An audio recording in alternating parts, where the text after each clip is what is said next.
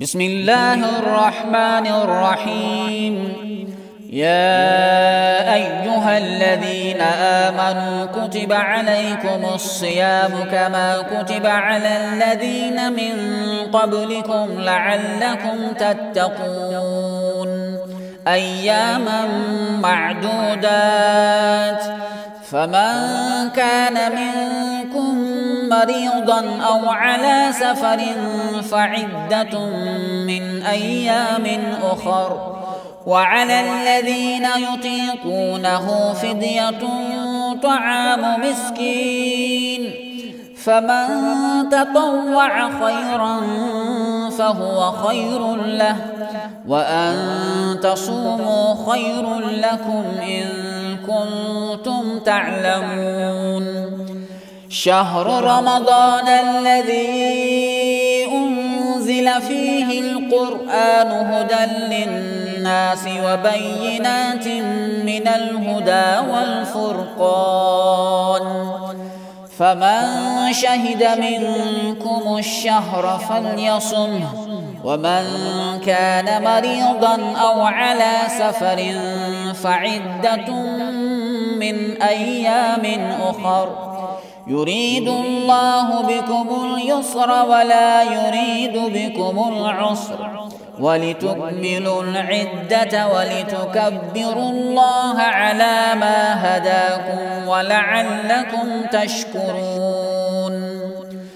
وإذا سألك عبادي عني فإني قريب أجيب دعوة الداع إذا دعان فليستجيبوا لي وليؤمنوا بي لعلهم يرشدون.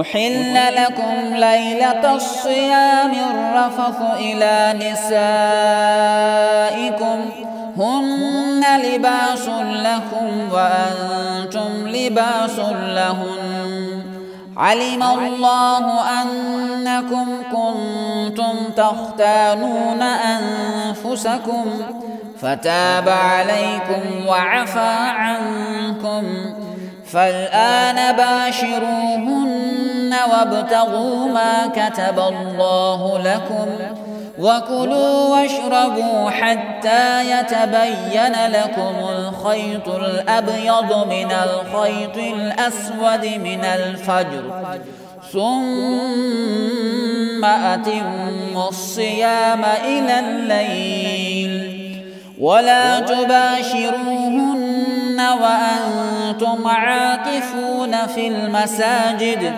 تلك حدود الله فلا تقربوها، كذلك يبين الله آياته للناس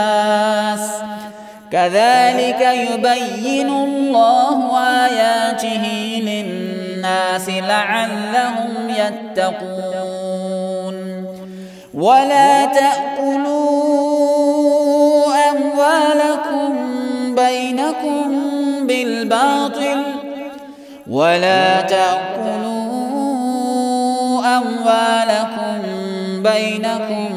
بالباطل وتدلوا بها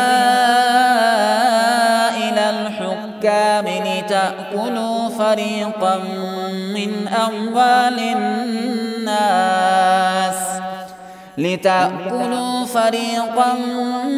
أموال الناس بالإثم وأنتم تعلمون.